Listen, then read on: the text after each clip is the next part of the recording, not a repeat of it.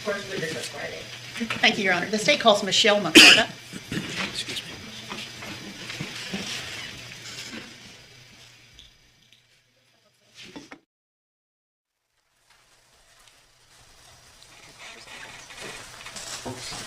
Step this way, ma'am. Face the clerk. Come on. Face the clerk and raise your right hand, please. The evidence you shall give the court and the jury and trial decision should be the truth, the whole truth, and nothing but the truth, so help you God. Step this way, ma'am. Now let's see. All right, good morning. Good morning. Ms. Parker. Can you tell the jury your name, please, ma'am? Michelle McCarta. And are you the mom of Talia that we heard testify yesterday? Yes, ma'am. All right. Do you know the defendant in this case, Leilani Simon? Yes, ma'am. Okay. Do you also know Daniel Youngkin? Yes, ma'am. And did you know their children? Yes, ma'am. Did you know Quinton Simon? Yes, ma'am. Okay. Before we get deeper into this, I want to show you what's been marked as State's Exhibit 29. May I approach, Your Honor? Yes.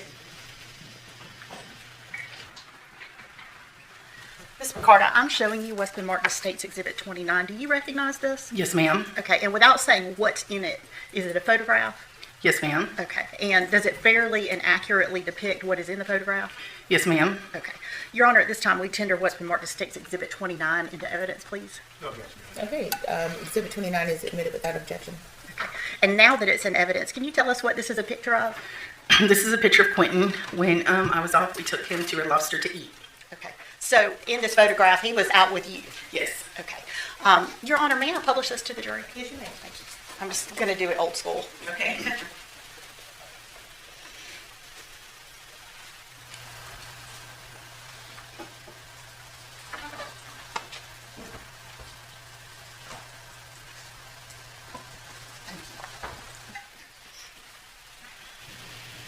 Ms. McCarta, how did you first become acquainted with the defendant and Daniel? Through a church lady that went to church with us for many years, Okay, and who was the church lady? What was her name? Sandra Howell. Okay, and was she related to them in some way? She was the sister of Billy Joe's husband. Okay, so that would be, she was the sister of the defendant's stepfather? Yes. Okay, and did she introduce you to them? Yes, ma'am. Okay, and what was the purpose of her introducing you to them? She had been keeping the children, and her knee got real bad. So she asked if me or my daughter, or both, could watch them because she wasn't able to do that anymore. Okay. How many daughters do you have? I have 3 daughters. Okay, and which daughter was going to help babysit? Maritza McCarta. Okay, and is that your oldest daughter? Nope, she's 19. She's my middle. She's the middle one, and then Talia is the youngest. Yes. Okay. So did you go and meet with the defendant and her family to perhaps babysit the children? No, ma'am. Billy Joe had called me on the phone a couple days later. Okay. And did she set up the babysitting arrangement? Yes. All right. Do you remember approximately when this was? We started watching Quinton and them around the end of January, February of 2022. Okay. And that would have been before Sky was born. Yes. So at that time when you first started babysitting, there were just the 2 boys. Yes, ma'am. Okay. And about how old would the boys have been then? Quinton was young, maybe 9 months, 10 months. Okay. So they would have been, Zane would have been a toddler. Yes. And Quinton would have been an infant. Yes. When you first started babysitting. Yes. So how did it work? Who brought the kids to your house? Most of the time, Danny. Once in a while, Leilani. All right. And how often would the children stay with you? At first, it was just when they worked. And then it started being overnight. And a lot of times, we would even call for Quinton to stay with us, even when they were off. Okay. Now, who was paying you? Leilani was paying, but it wasn't like steady. She would pay, and then she would text me later and tell me she needed formula for Sky or diapers, and could she come and get it, and she would pay back when she got paid next time. Okay. And how much were they paying you to babysit? Do you remember Yes. what the agreed upon amount was, whether you were actually getting that or not? It was like $25 here, $30 there. One time I think she paid $100. It was just different amounts Okay. because she would tell me she didn't have it or she had to do this. So is it fair to say that you and your daughter were being paid a lot less than the normal going rate for childcare? Oh, absolutely. All right. You said that Quinton would spend the night sometimes. Would both the boys spend the night or just Quinton? Zane stayed a handful of times. Quinton stayed a lot. And why is that? Why would Quinton stay overnight? Honestly, Quinton loved us. He was close to us. And I just felt like he would be better off at our house because there was a difference in the love she showed between Zane and Quinton. And I felt bad. And I would work and my daughter would say, "Can we just get him, Mom, because this happened today?" And I would say, "Yeah, call her and ask her if he can stay." Can you think of some examples of how the defendant treated the boys differently? Well, she was working at Bojangles, and she had brought food home. And she fed, Quinton loved food. And every time he seen a bag, he would want it. He's little. She would feed Zane before she fed Quinton. Every time. And I just thought that was strange.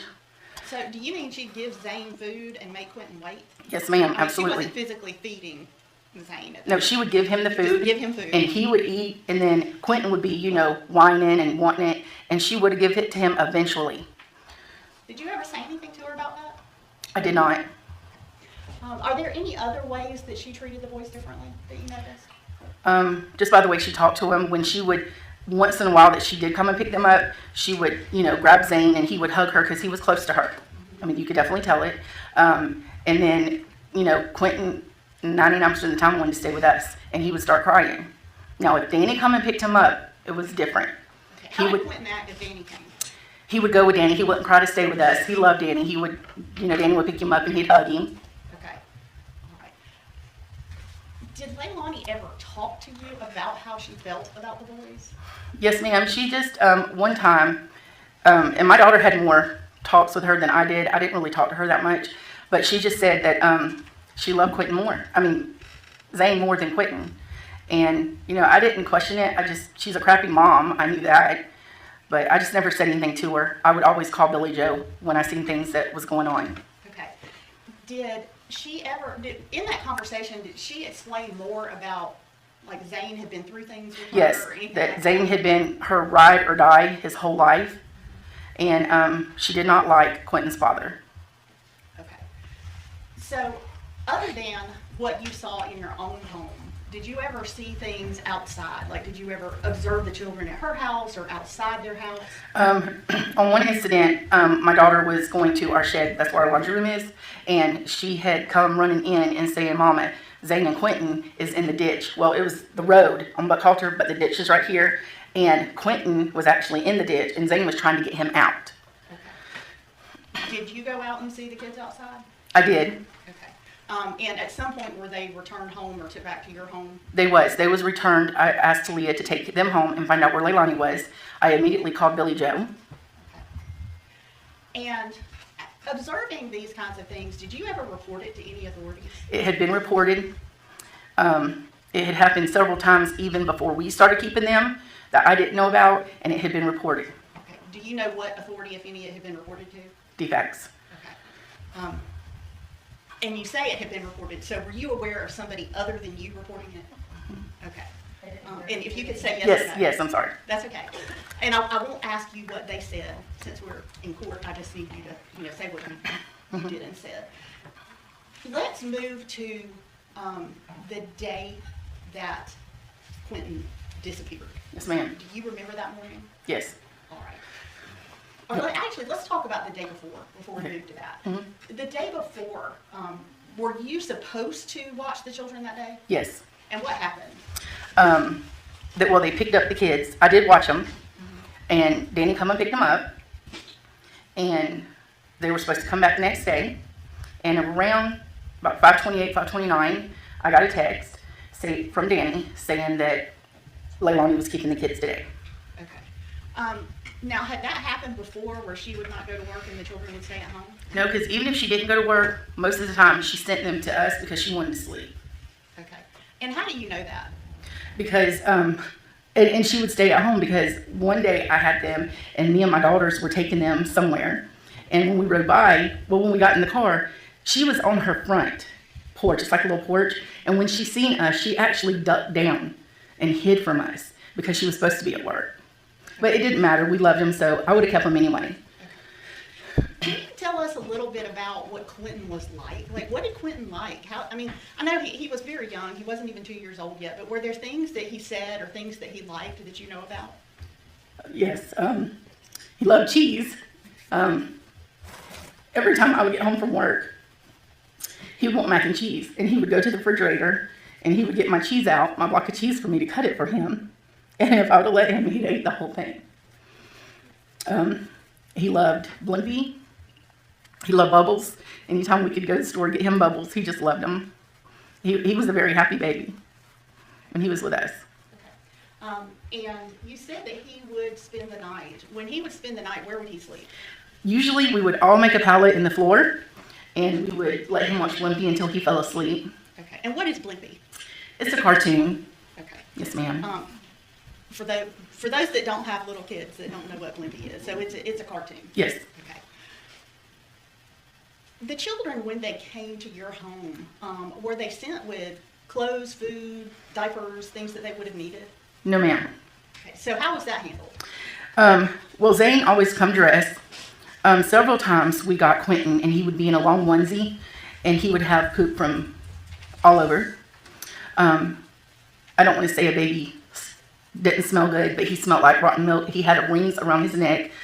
We'd immediately bathe him and put him fresh clothes on. Okay. Did you keep clothes for him at your house? I did, because I had to tell Billy Joe that she wasn't sending anything for the kids.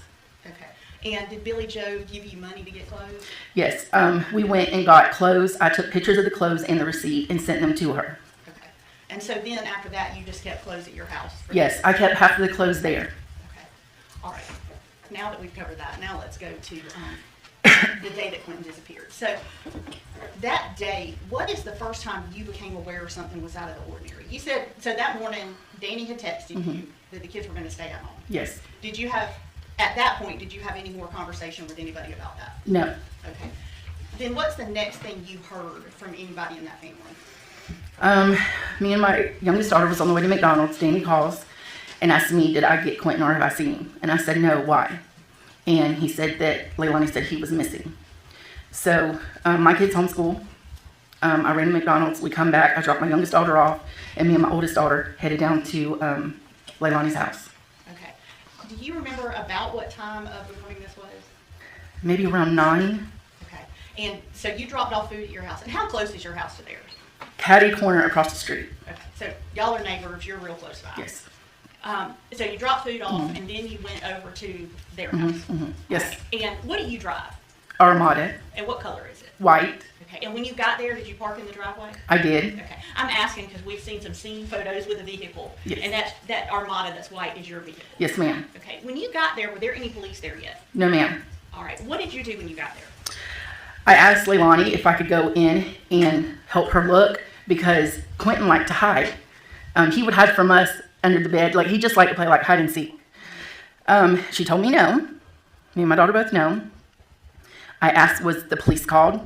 They said no. Danny said no. And I said, why haven't you called the police? And I told her, I said, call the police. And then she did call the police. When you got there, was Paul outside? No, ma'am. Okay. So Paul, did you later see Paul? Yes, ma'am. Okay. But when you got there, it's just Danny and Leilani. Yes, ma'am. And where were they? Under the little carport. They have a little covered carport. There was, like, when you pull in their driveway in the back, it's like a little carport. Okay. Before you go in to get to the pool and the little play area. Okay. So are you talking about where cars are parked or like the porch thing behind the house? When you pull, where the cars are parked, but they was kind of standing out from underneath the carport. Okay. Sort of in the driveway? Yes. Okay. So they're standing in the driveway, and what were they doing? She was standing there smoking a cigarette right after another. She was, like, screaming. Okay. At some point, did the police get called? Yes. Okay. Was that immediately after you suggested it or later? I would say a couple minutes. I heard her get on the phone and call the police. Okay. And did the police show up quickly? Yes. All right. After the police arrived, what did you do or where did you go? Paul had come down at that time, and he was letting Zane ride this little car thing. Well, he ended up doing it too fast. Zane fell and slid across the concrete, and I had asked one of the policemen if I could take Zane to my house until all this was kind of, situated, and they told me yes, I could. Okay, so did you take Zane and go home? I did. Okay. And at some point, were you interviewed by law enforcement? Yes, ma'am. When did that happen? Well, I have cameras, so a gentleman come that worked, and he checked my camera system and asked me questions. And then I was also pulled into the police station by a detective. Okay, so you go do what, like a formal interview? Yes. Okay. During the time that you were keeping the kids, did Leilani ever bring them to you to go somewhere other than work? Yes. Can you tell us about that? Well, she a couple times she said that she had to run to 204 to go take care of business. And then a couple times we kept them when she was off work, that we knew she was going to be off work, but we didn't know what she was doing. Okay. When she would say she was going to 204, did you know what that meant? No. Okay. And how long would she be gone when she said she was going to 204? Maybe 30 minutes to an hour. Okay. All right. Give me just a moment, okay?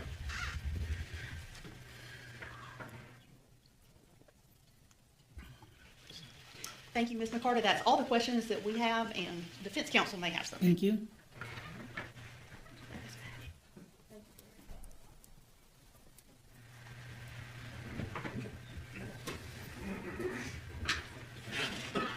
Ms. McCarter, I'm Martin Hilliard. How are you this morning? I'm good. How are you? Is it safe to assume that you, prior to October of 2022, already had strong opinions about Leilani's fitness as a mother? No, sir. You did not have strong opinions prior to October? Oh, yes. Okay, so, Sorry. yeah. So you didn't think she was a good mom, and you were fairly vocal about it, and you you didn't hesitate to say something about it when it was on your mind, correct? Yeah, I didn't think she was a good mom. Thought she was a shitty mom. Okay, well, there you go. Okay, so that being said, I'm going to ask you, you started watching Quinton in January to February of 2022, correct? Yes, sir. And everything you've just told me, I'm going to ask you what you did, okay? Okay. Did you ever make any police reports? You. No, I didn't. Okay. Did you ever make any reports to DFACS? You. I talked to them. Yes, I did. That wasn't the question. I asked you if you reported what you were concerned about. No, because DFACS got in contact with me. That's, again, No, I did not. you never reached out, and you weren't concerned enough between January and October to do that on your own, were you? I was very concerned. But not concerned enough to reach out and make a report. I didn't have to. They reached out to me. Okay. Well, that being said, you didn't reach out and make a report, correct? No, I did not. All right. So now, let's talk about the day to day. So you started watching Zane and Quinton in January to February of 2022, correct? Yes, sir. How many days a week? 5 to 6. 5 to 6 depending. days a week. All right. And who was it, and who brought them, and what time would they normally come over to your house in the morning? Early, around 5:36. Okay. And who was it that normally brought them? Danny. Okay. And in the afternoons, what time would they go home? 4:35. Okay. And who was it that normally picked them up? Danny. Okay. And over the course of this 8 or 10 month period that we're talking about, January, February of 2022 to October of 2022, how many times would Miss Simon be the one that dropped them off or picked them up? I would say a handful of times. 10? 5? Maybe 10. Okay. So out of a possible 10 times a week for... Oh, not 10 times a week. No, I'm sorry. Okay. Just let me finish. So drop off in the morning, pick up in the afternoon, that's 2 times, right? Mm-hmm. Let's say it's at least 5 days a week. That's 10 times a week, right? Correct? Yeah, she didn't come. No, not that much. I understand. What I'm saying Okay. is so there's 10 possible or 12 possible drop-offs or pickups in a week for the kids, right? Since I was keeping them. Since you were keeping them. Yes. And she would maybe do 1 a week. Or Maybe, 2 a yes. week. Is that a fair statement? Yes. Okay. So it's also a fair statement that Danny was the one who mostly did the dropping off and the picking up, correct? Absolutely. And if I understand your testimony correct, it's not uncommon for even if she was asleep for the kids to come stay with you, correct? Correct. Okay. And Danny would be the one that dropped them off even on those days, correct? Correct. So Danny was the one who mostly did the dropping off and the picking up and the one that interacted with you. Yes. Okay. That's a fair statement. Yes. Okay. You also stated a minute ago that it was odd that you would get a text not dropping the kids off. Yes, I did. Okay. And that's because even if she was home, she would stay sleeping. Now, who was it that sent you the text on 5:30 on the morning of October 5th? Danny. Okay. And he said the kids were staying home with Leilani, correct? Yes.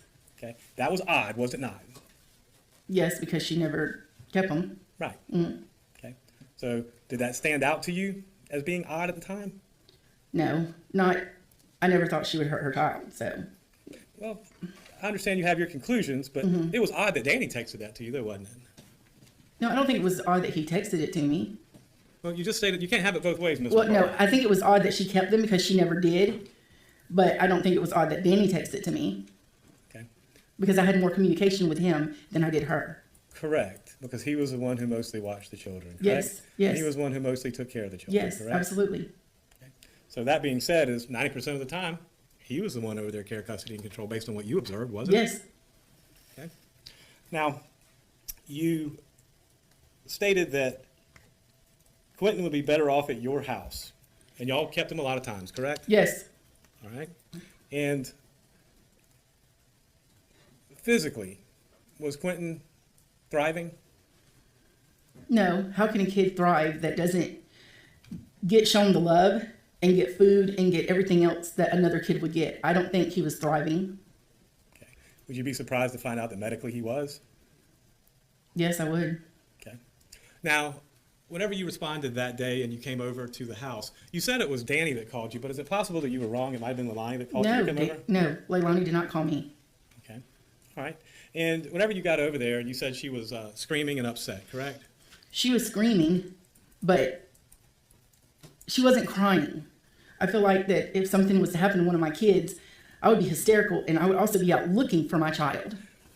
Ms. McCarta, do you understand that different people respond to different stressors in different ways? I just don't, when something's wrong with one of your children, I think you would respond crying, upset, and looking, and calling 911 first before you call anyone else. And I'm going to ask you, Ms. McCarta, you've already formed opinions about Ms. Simon at this point in time, correct? I have. Okay. And is it possible that you're projecting those opinions onto what her behavior should be according to you? Absolutely not. So you I think do this not. So you think objectively that everybody should act the way you think they should? No, I don't think everybody should act, but a mother that has children, that you carry them in your stomach by your heart. Why wouldn't you? Why wouldn't she?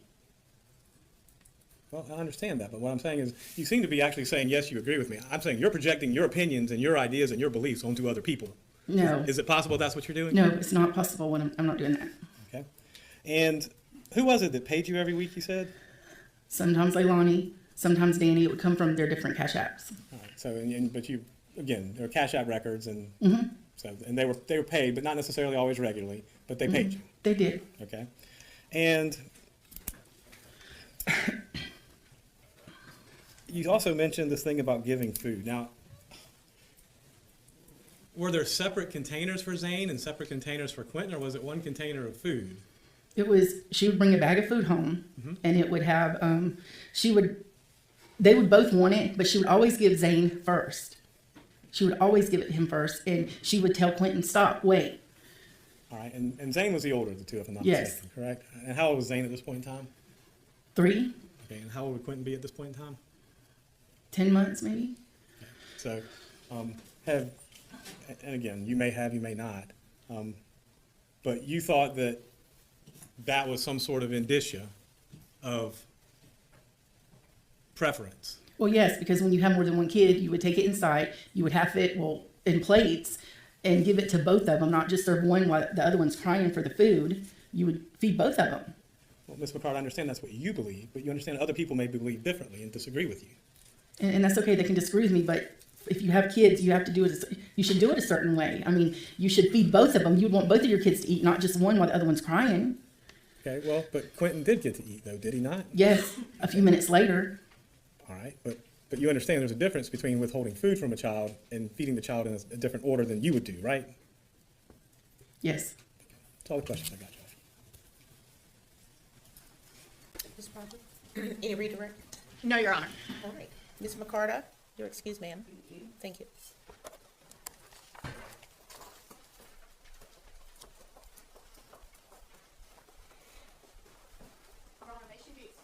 Yes, she may. So, Ms. McCarta, you are excused. You can remain or you can leave. Thank you. The state may call its next witness. Jenny Cox.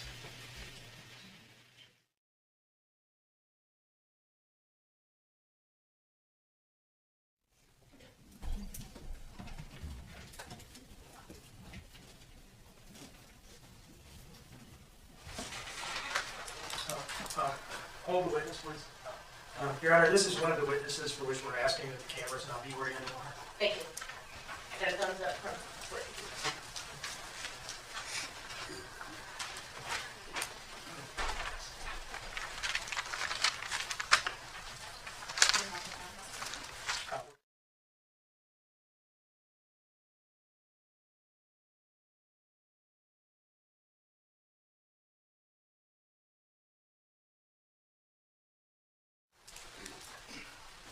Please declare and raise your right hand. The evidence you shall give the court and jury in the trial of this issue shall be the truth, the whole truth, and nothing but the truth to help you God? Yes, ma'am.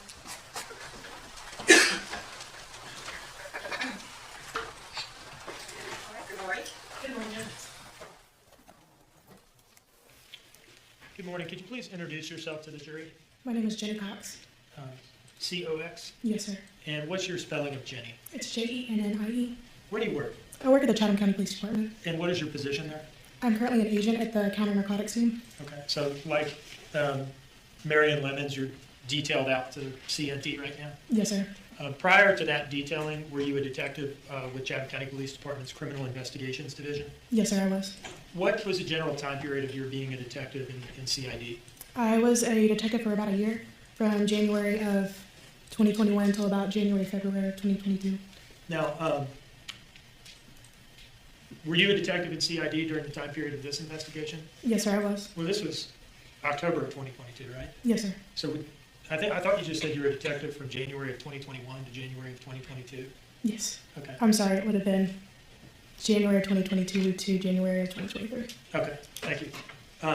When did you join the Chatham County Police Department to begin with? I was hired in September of 2020. And are you from the local area? No, sir, I'm not. Okay, where are you from? I was originally born in the Memphis area in Tennessee. Now, let me draw your attention to October of 2022, the beginning of this investigation, okay? Yes, sir. You were a detective at that time. Yes, sir. I want to ask you about October 5th specifically, and what, if any, involvement you had on that day. During the day of October 5th of 2022, I originally stayed at our detective's office, which is located at our Highlands precinct on Whitmarsh Island. I assisted with the first search warrant for the residents of 535 Buckhalter Road. Were you out there with Detective Kiana Robbins, who we heard from a few days ago? Yes, sir, I was. And I think we introduced the search warrant for the house into evidence through her. You said you assisted in preparing that? Yes, sir, I did. Can you tell us about that? We gathered the facts that was relayed to us by the detectives who were on scene that day, and we gathered those facts, wrote them up in an affidavit to present the affidavit to the judge to request a search warrant for the residents to gather more evidence. Now, from the Islands Precinct CID offices, at some point did you go to the Chatham County Police Department headquarters where all of these interviews were being conducted? Yes, sir, I did. And did you yourself, were you on any of the 3 interview teams that we've heard about? No, sir, I was not. Did you have any interaction with any of the 3 people who were there for interviews, Danny, Paul, or the defendant? Yes, I did sit with the 3 of them at different times just while the interviews were being conducted. And did you go to the scene that day, to 535 Buckhalter? I shouldn't call it the scene, I'll call it the residence. Did you go out there at any point? No, sir, I didn't. Moving on to October 6th, did you have any involvement in the investigation on that day? Yes, sir. I wrote another search warrant and affidavit for a vehicle infotainment system for the vehicle belonging to Miss Simon, which was a 2015 Dodge Journey. And I think we're about to get into this. Is it fair to say that the bulk of your involvement involved preparing affidavits and seeking and obtaining search warrants? Yes, sir. And who was primarily directing you on what information in the premises to get search warrants for? It was primarily the case team, including Detective Lemons. Okay, so you were primarily providing assistance with search warrants? Yes, sir. Okay, so let's go through some of those. But before we do the search warrant stuff, I want to ask you this. Were you involved in an interview of Henry Bubba Moss Jr.? Yes, sir, I was. And was that on October 6th? Yes, sir. Did you also interview his girlfriend? Yes, sir. And where did those interviews take place? Those occurred at the Chatham County Police Department headquarters at our annex. And how were those arranged? I believe someone made contact with Henry Moss, and he traveled to meet with us to speak with us regarding the investigation. And where was he living at that time? I think it was somewhere near Augusta, couple of hours away. Was that also the case for his girlfriend? Yes, sir. And did they come down willingly and talk to you? Yes, sir, they did. And that was on October 6th? Yes, sir. So let's get back to these search warrants. Do you see in front of you a document marked as State's Exhibit 39? Yes, I do. Take a look at that and tell us whether you recognize that. Yes, I do. Can you tell us what that document is? This is the order for the search warrant affidavit for the infotainment system for the vehicle that I just spoke about. Take another look at it.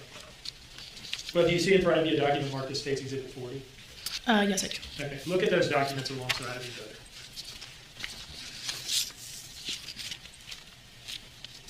Okay. Are those different documents? Yes, they are. Okay. What is 39 and what is 40? 39 is the search warrant for the vehicle, and 40 is the search warrant for the infotainment system. Okay, 39, the search warrant for the vehicle itself. Yes, sir. Who actually executed that search warrant? It was the Chatham County Police Department forensics team. Okay, but you obtained the search warrant itself. Yes, sir. Is this a fair and accurate copy of the warrant that you obtained? Yes, sir, it is. I would introduce this as State's Exhibit 39. Judge, can I look at it real quick? Just to make sure. I don't think I I'll have tell it. you what.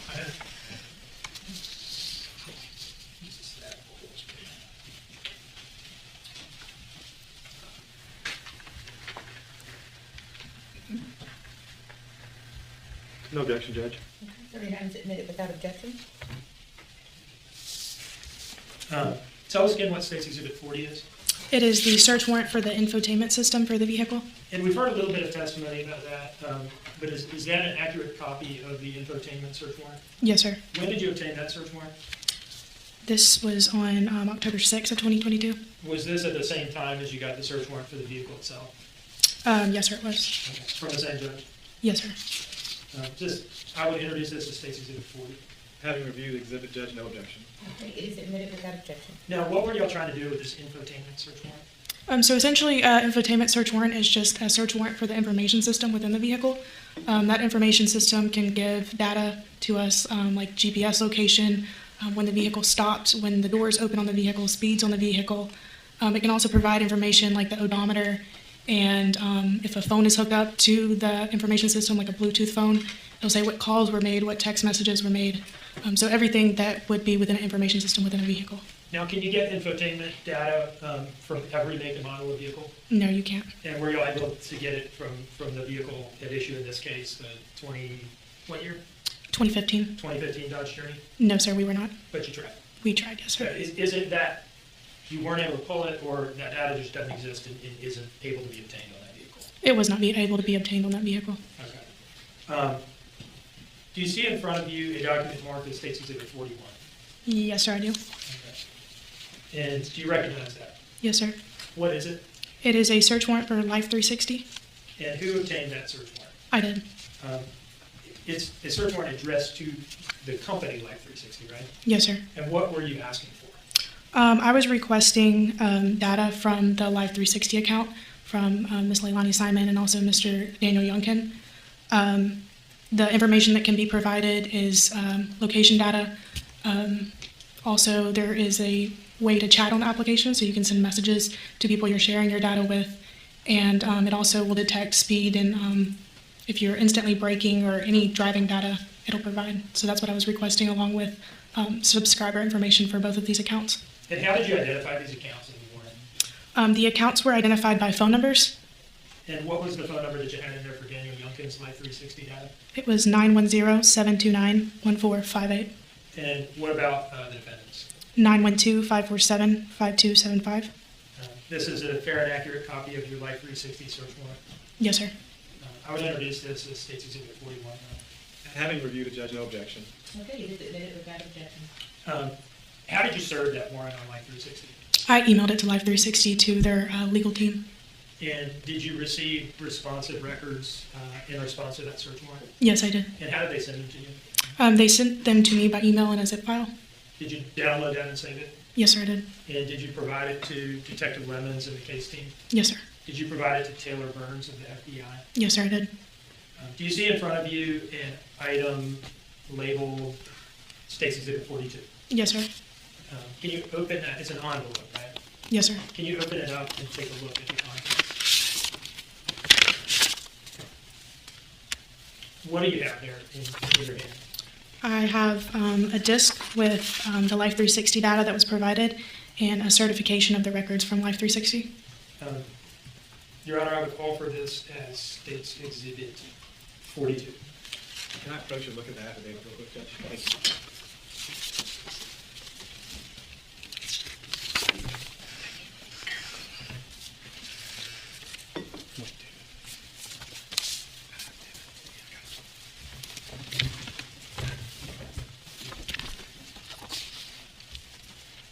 No objection to State's 42, Judge. It does seem to be a certification for this inspection.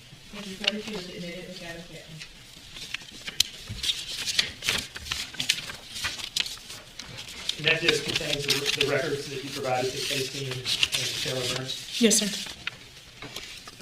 At some point, did Detective Lemons ask you to help out with getting some of Quinton Simon's historical medical records? Yes, sir, she did. And did you do that? I did. Do you see in front of you a document marked as State's Exhibit 43 and a document marked as State's Exhibit 44? Yes. Take a look at those two documents. It's taken as much time as you need because I understand I'm asking you to look at a lot of things because you did a lot of things. And let me know when you're ready to talk about those two documents, okay? I'm ready. All right. What is 43? 43 is medical records from Flowers Hospital. Just to be clear, is it the medical records themselves or is it the search warrant for them? It's the search warrant for the medical records. Okay. From where now? From Flowers Hospital. And what about 44? For St. Joseph's Candler Hospital. Okay. Now, did you obtain these two search warrants? Yes, sir, I did. And when did you obtain these? These were on October 17th of 2022. And did you serve them on those two, one Flowers Hospital and one St. Joe's Candler? Yes, sir. Okay. The 43 and 44, are they accurate copies of those two warrants you got? Yes, they are. I would introduce these as State's Exhibit 43 and 44, Your Honor. No objection to either, Judge. I'll review both. Exhibits 43 and 44 admitted without objection. After you served them on these two hospitals, did each of them provide responsive records to you? Yes, sir, they did. Medical records of Quinton Simon? Yes. Did you provide those records to Agent Lemons and the case team? Yes, I did. Now, do you see in front of you a document marked as State's Exhibit 45? Yes, sir, I did. And what is that? Phone records pertaining to Daniel Youngkin's cell phone. And what is the phone number that y'all had for Daniel Youngkin? It's 910-729-1458. Is this another thing that then detectives asked you to take care of? Yes, sir. Okay. And you did it? Yes. Okay. When did you get this search warrant? This was on October 28th of 2022. Now, I don't know whether you know the answer to this or not, but had the case team already obtained those phone records very early on in response to an emergency request to Verizon? Yes, sir. And the purpose of it was just to circle back around and get them in a more formal manner? Yes. Okay. Same records in any case now? Yes, sir. Your Honor, I would introduce this as State's Exhibit 45. No objection, Judge. 45 is admitted without objection. Now, did you serve that warrant on Verizon? I did. And how did you do that? I emailed it to Verizon. Do they have like a law enforcement email address where they receive search warrants or something like that? Yes, sir. Do you see in front of you? October 28th of 2022. Okay, so October 28th is the day you get search warrants for search warrant on Verizon. Yes, I did. And in response to these two search warrants, did Verizon provide you with responsive records? Yes, they did. Do you see in front of you an object marked as State's Exhibit 46? Yes, sir. And I hope I here by going out of order, but if you could open that up and tell us what's in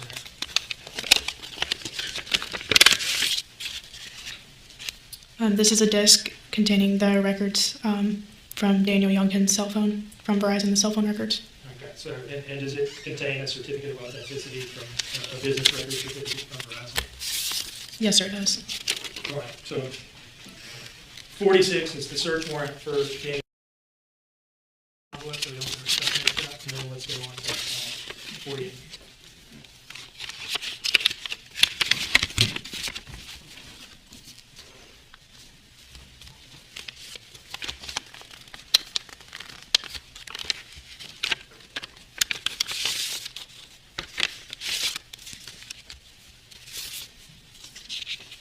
Do you recognize the contents of State's Exhibit 48?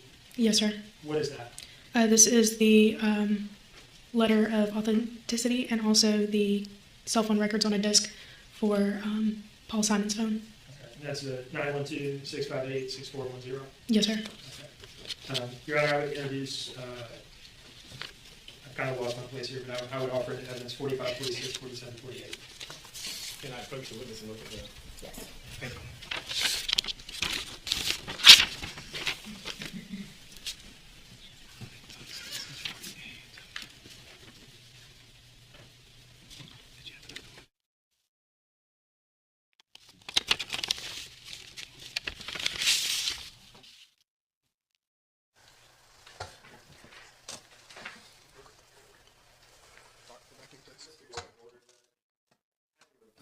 State's Exhibit 46, it's the disc of Verizon records, and it has a certificate of authenticity.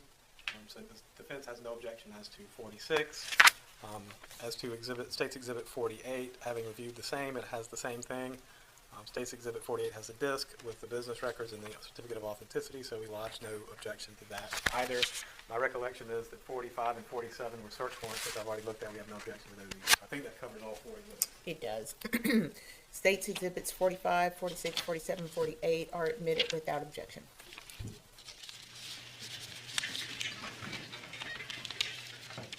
Let me know when you're ready to move on, okay? Okay.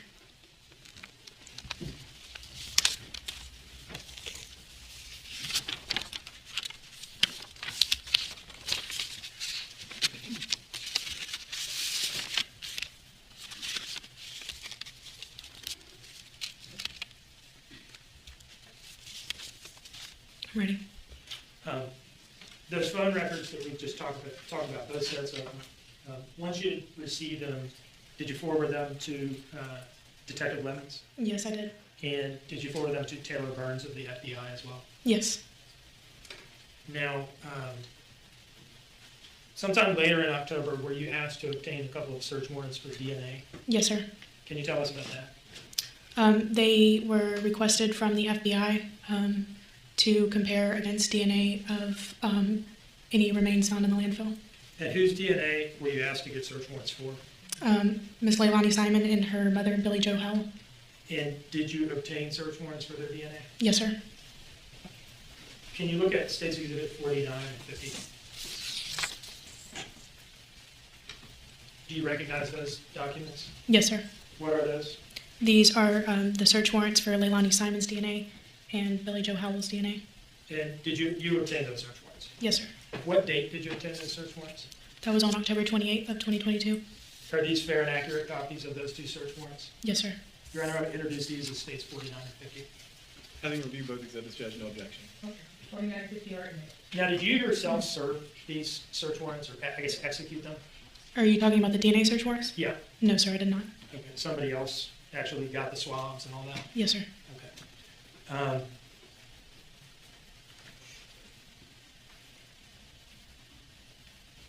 You mentioned that you were present at Chatham County Police headquarters for a period of time on October 5th, Yes, sir. day one of the investigation. Yes, sir. And were you aware that a phone had been seized from each one of the defendant, Danny Youngkin and Paul Simon, Yes. and that phone extractions had been performed at the Chatham County Police Department? Yes. At some point, were you involved in the transport of the defendant's phone for a second phone extraction? Yes. Can you tell us what your involvement in that was? I transported the phone to Savannah Police Department forensic examiner, Mr. Williams or Officer Williams, and he performed a second extraction on the cell phone. What type of extraction did he perform? It's a gray key extraction, and it's just a different program, different from Cellbrite that was extracted at the Chatham County Police Department that oftentimes can do further extraction and provide more data. Now, when you said you did this with the phone, Yes, sir. I want to clarify which phone we're talking about. It was Leilani Simon's phone. Okay. And when was it that you took the defendant's phone to Officer Williams of the Savannah Police Department for the gray key extraction? That was on October 7th of 2022. Do you remember who you got it from to take it over there in the first place? I believe it was from Sergeant Coleman. Okay, and he's with Chatham County Police Forensics? Yes, sir. Okay. And you took it to Officer Williams of the Savannah Police Department? Yes. Did he perform a gray key extraction of the defendant's phone? Yes, he did. And did he provide that extraction to you? Yes, he did. And how did he provide it to you? Would it have been like a disk or a thumb drive or something like that? I don't recall exactly what kind of device it was on, but it was something of a USB or a drive. Some sort of digital storage media? Yes, sir. Did he give you the phone back as well? Yes, sir, he did. And did you take those 2 items back to the case team? Yes, I did. Did you make that gray key extraction available to Detective Lemons? Yes. And did you make it available to Taylor Burns of the FBI? Yes, sir.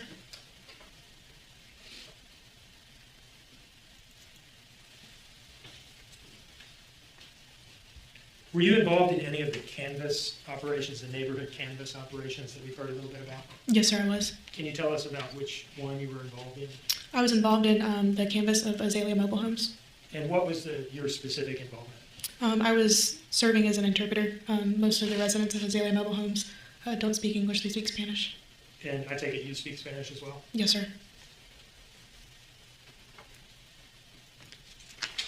1 moment, please, okay?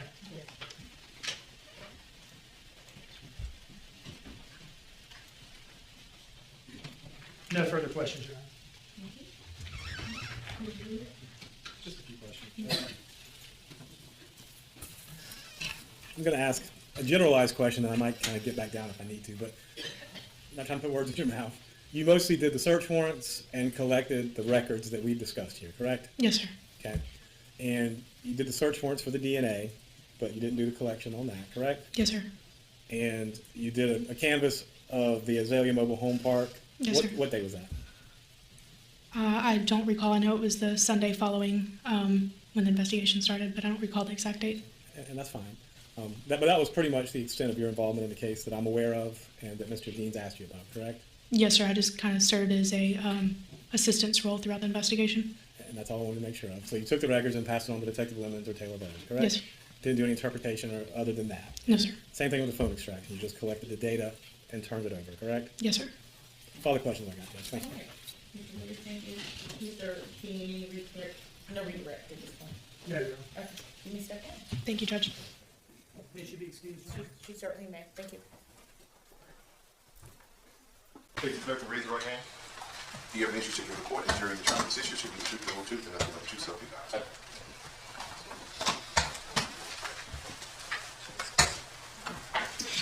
All right, good morning. Mr. Dean. Good morning. Could you please introduce yourself to the jury? Yeah, Corporal Deshaun Williams, Savannah Police Department Forensics Unit. Normal spelling of Williams? Yes. Williams. I was trying to cut out that step for you. Gotcha. Now we're all very clear on that. How do you spell your first name? Dusean. How long have you been with the Savannah Police Department? Going on 11 years. And how long have you been with the Savannah Police Department Forensics Unit? About 7 years. What's your position in the forensics unit at this point? Digital forensics. And were you with I guess you were with the forensics unit in October of 2022? I was. Do part of your duties include performing cell phone extractions? It does. Can you tell us a little bit about that? So pretty much we have a unit called Gray Key, and it is iPhone specific. It gains access to any iPhone in its operating system, and we're able to get extraction based off the Gray Key unit. Can you just walk us through kind of briefly the steps? Somebody comes to you with a cell phone, a detective comes to you with a cell phone, and they want a Gray Key extraction done. What do you do? So what I do, I take that iPhone, I hook it up to the Gray Key unit. The Gray Key unit gets access to the operating system and the file systems that's on the phone, and it makes a hard copy of everything that's on that phone. It then produces a zip file along with a PDF report, a keychain, and a password list. What's a keychain? Keychain is pretty much a file that holds all the password tokens that is stored on the phone. And what do you then do when you've pulled all that data from the phone? What do you do with it? Typically, I would put it into a physical analyzer, and what the physical analyzer does, it decrypts all the information that's in the zip file and the keychain and make it into a readable format. But in this case, I believe the detective just wanted the extraction itself, along with the PDF reports and keychains and password list. And in this case, did you give the detective the extraction you had performed? I did. What is it, on a thumb drive or something? It like is. that? Okay. Let's talk about the who and the when. When did you perform the Gray Key extraction in this case that you're talking about? October 7th. And who was it that provided the phone to you to do the Gray Key extraction? Detective Cox. Jenny Cox? Correct. Okay. And did she identify the phone to you as that of the defendant? She did. What type of phone was it? Not necessarily like the model number and everything, but just generally. A Apple iPhone XS Max. And where did you conduct this gray key extraction? At the forensics unit, 78 Ross Road. And you turned around the resulting data to her? Correct. Okay. Did you give her the phone back as well? I did. All right. Do you see in front of you an object marked that states Exhibit 51? Yes. That is an envelope, right? Right. Do you know what's in that envelope? USB device. And what's on that USB device? The gray key extraction. Is it the same files that you pulled off of the defendant's phone on October 7, 2022 and gave to Detective Cox? Correct. I expect we're going to hear testimony from Sergeant Coleman of the Chatham County Police Department that he had already performed a cell break extraction on this phone. What is the difference, just high level, right, because none of us are forensics officers, between the cell break extraction that he had performed and the gray key extraction that you did a couple days later? So gray key is made specifically with iPhone in mind, so it's able to gain access to files that UFED or Cellbrite is not able to gain access to because its developers specifically focus on iPhone itself. I would introduce at this time State's Exhibit 51 in the evidence, Your Honor. Any objection? No objection, Your Honor. If we read it without objection. One moment, please.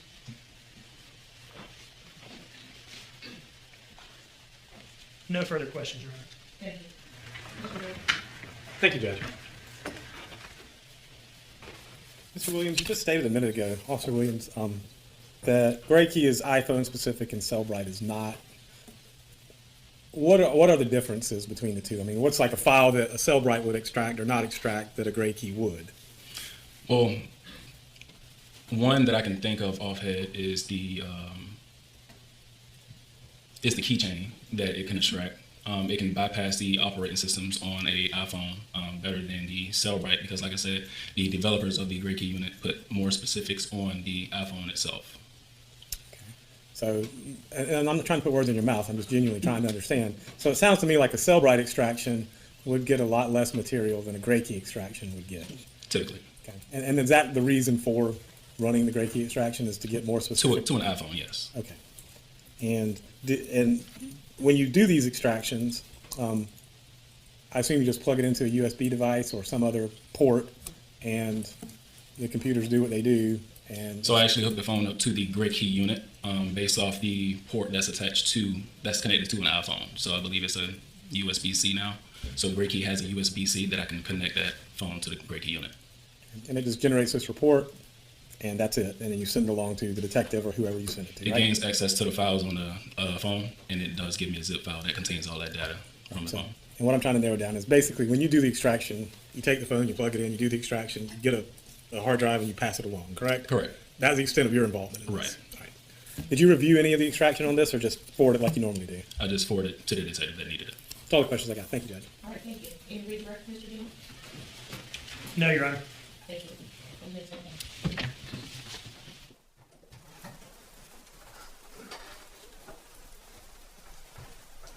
Okay, so the state may call its next witness. Sergeant Gary Scott Coleman.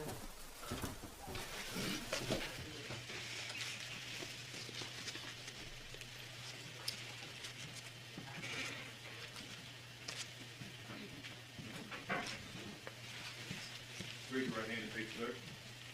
The evidence you shall give the court and the jury in the trial of this issue shall be the truth, the whole truth, and nothing but the truth, so help you God.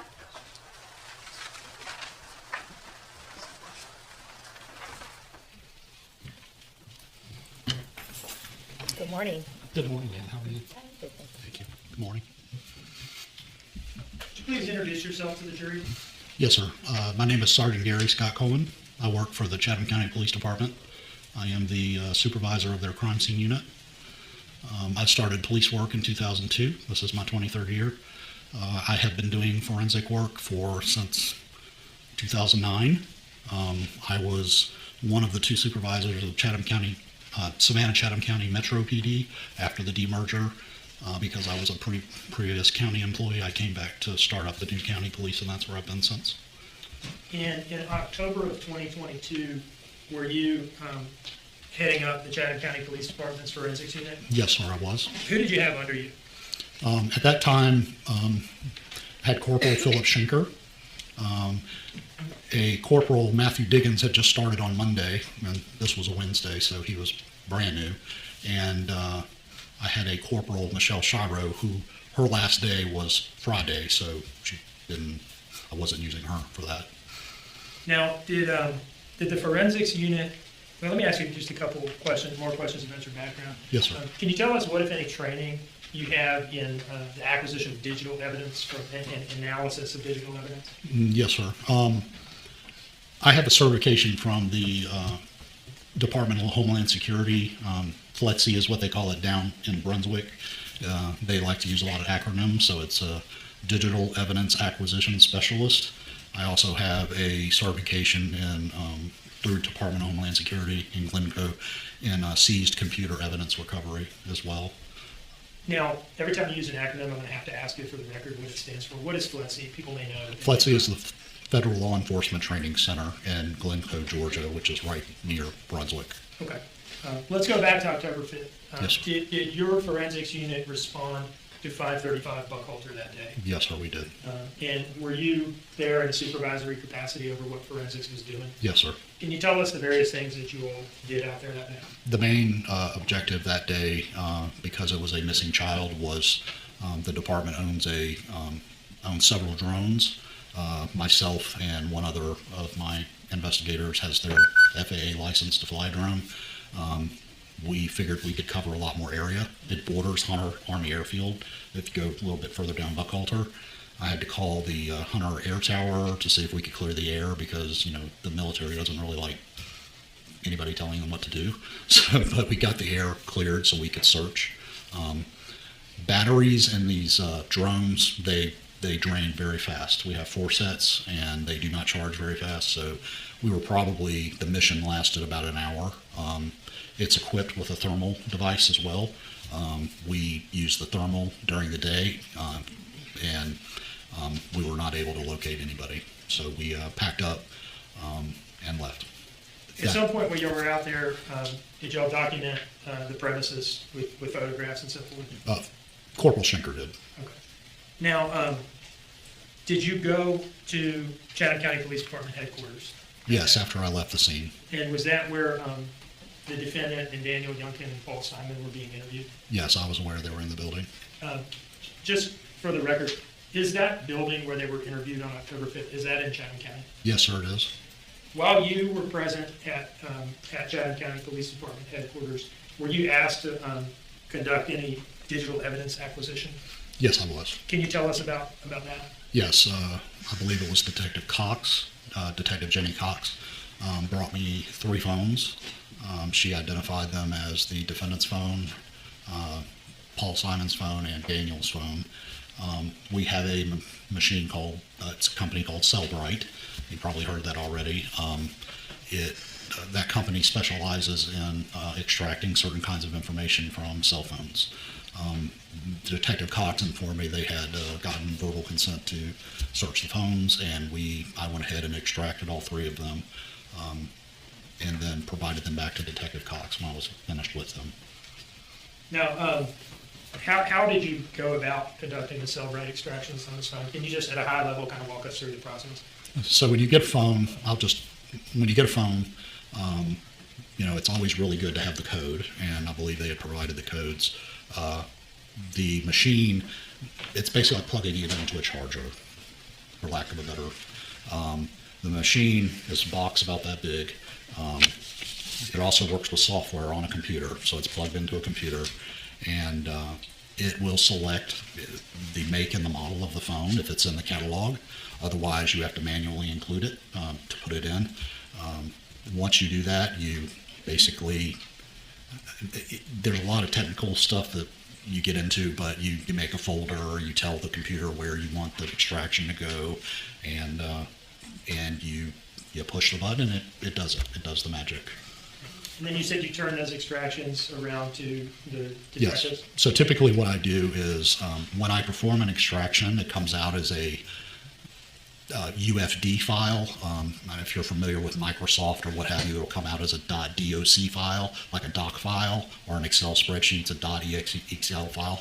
This will come out as a .ufd. It's a proprietary that Cellbrite, the company, has. Typically, I will do as my workflow, other people might do it differently, but my workflow is I will go ahead and initiate a report. The machine then goes ahead and does a UFD report. A lot of our detectives at our department like to be able to work off the computer instead of looking at a 400-page PDF document. So that's what we do. We go ahead and just do the report on a UFD file. They come and bring us a jump drive or a small, external drive, and we then copy it over there, an exact copy over there. When a detective gets one of these cell-write extractions from you and opens up the UFD file, what can you, because we've been talking all about this, but we haven't actually seen it. Yeah.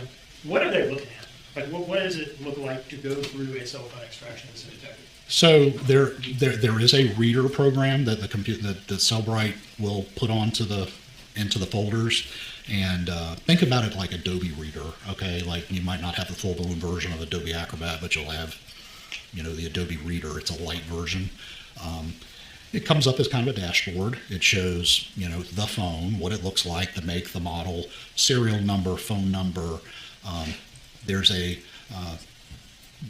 are a few other identifier numbers that the carrier uses to identify that number on their network so they can bill you properly. But they're very specific numbers. And then on the left-hand side of the computer screen, you'll see such things as the calendar, and you can click on calendar and it'll show you if anybody had put calendar invites or booked any kind of dates. MMS for multimedia messages. We call it texting. Things used to be SMS texting where you could send pictures and stuff, but if you have an Android, it's generally green. If you have an iPhone, it's blue. You can text pictures, things like that. That's why we call it multimedia. Now, do you see in front of you an object marked as States Exhibit 52? Yes. Do you know what's in that envelope? Yes, it is I believe it to be a thumb drive that says Cellbrite Extractions. It has my last name, it has my initials, and the date of 10/4/24. And is that the date that you reviewed the contents of that thumb drive? Yes, sir, it is. And what is on that thumb drive? This is, it's a dump of one of the 3 phones that I did. Is it one or is it all 3 of them? And we can, if we need to plug it into the computer, we can do that. I could do it if you don't mind. Yeah, sure, come on in.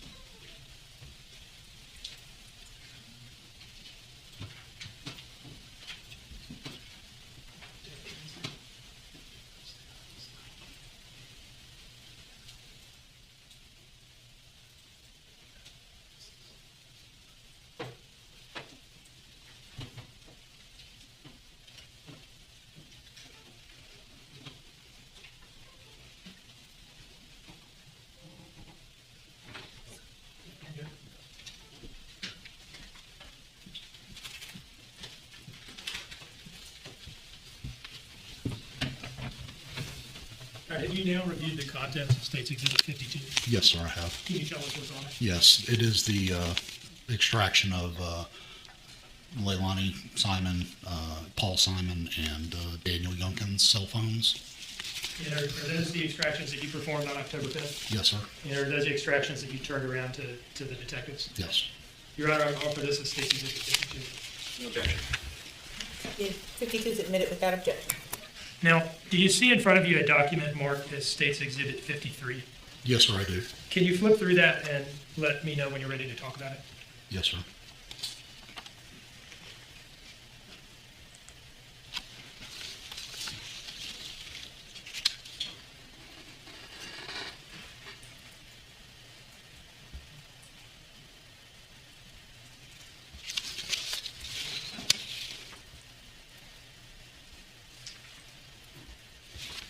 Okay.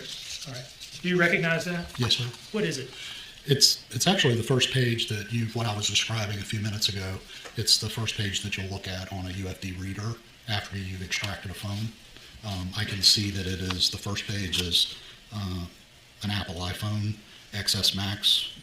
The Apple ID is simonleilani2@gmail.com. The second is a Android SM S134DL. Samsung likes to use weird things for their phone names. It does not appear to have, because it's not an Apple, it doesn't have an email address associated with it. It's an Android phone. Could you tell the phone number of that phone from looking at that screenshot?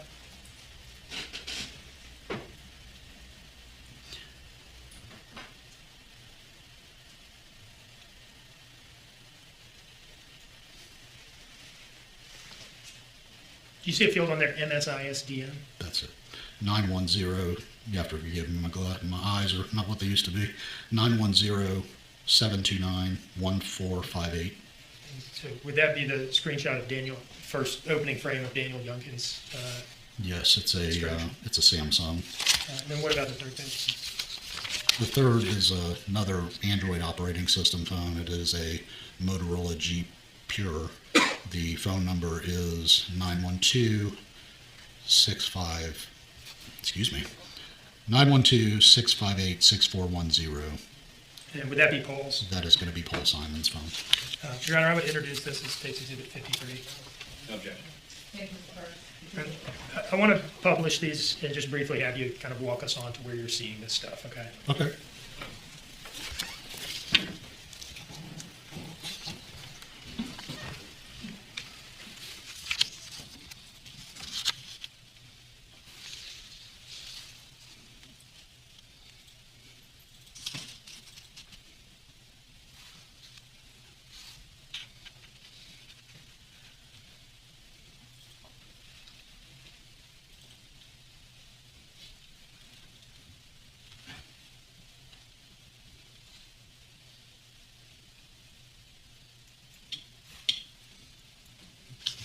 All right, so this is the first page. We're going to zoom way in.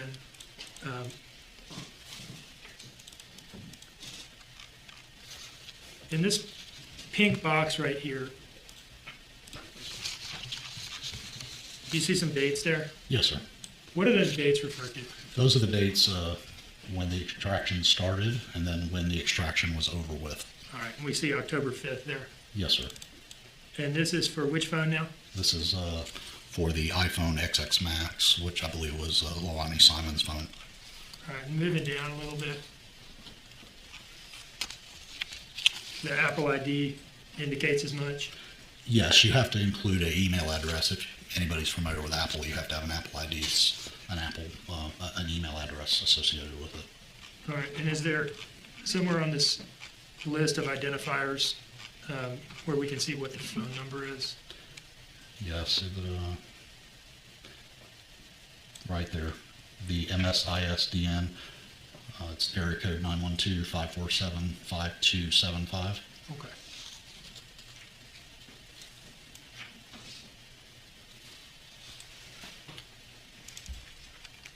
In this bit, it says examiner name. Yes, sir.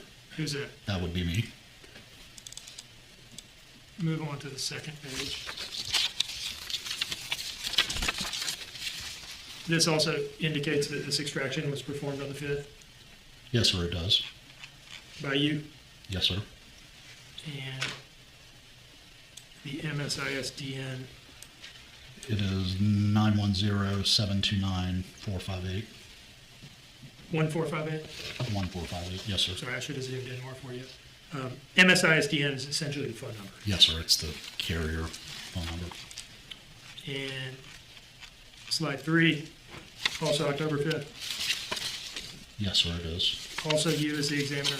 Yes, sir. And phone number here is, 912-658-6410. okay.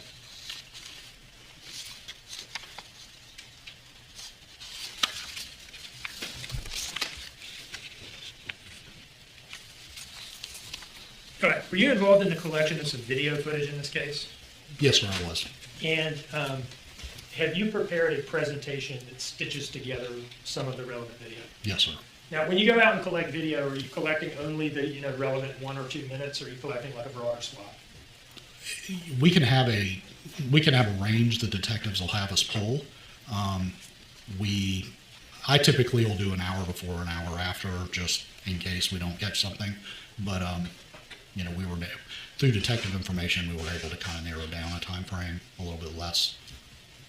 Now, the presentation that you've prepared, where does it contain video footage from? What locations? It contains footage from Azalea Mobile Home Park. First of all, the rental, I guess the mobile home, which is used as a rental home office, and Real Time Auto, Is New Ride Auto? New Ride Auto, that is it. So those are the 2 locations that we're going to see footage from? Yes, sir. Okay. Now, do you see in front of you an exhibit marked as State's Exhibit 54? Yes, sir. All right. Can you tell from the envelope what that is? Yes. What is that? These are copies of videos that we pulled from Azalea Mobile Home Park. All right. And what about State's Exhibit 56? This is the New Ride Auto video with a certificate inside of it from the owner saying that it was properly working. Your Honor, I would introduce these exhibits as 54 and 56. Any objection? No objection. All right, 54, 56 are admitted. All right. So those exhibits are just the raw copy of all the surveillance footage that you collected from those places. Yes, sir. Which may be on the order of hours. Yes. Okay. Now, 57, what is that? State's Exhibit 57. And actually, I think up there was 57A. 57A and 57B. This is the PowerPoint the presentation that was put together, a disc. Okay. And what about 57B?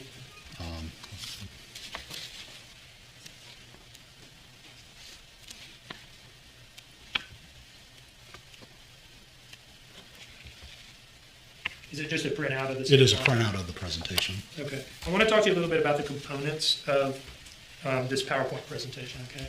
Does it include video clips from these 2 locations from the relevant time period? Yes, sir, it does. Does it include some photographs of these, of Azalea that were taken by your forensics unit? Yes, sir, it does. And does it include some screenshots from Google Maps to help orient the jury on where these cameras are located and which direction they're pointing? Yes, sir. Your Honor, at this time, I would introduce this as State's Exhibit 57. No objection. 57 is admitted without objection. All right, and I would ask to publish at this time, Your Honor. You may do so.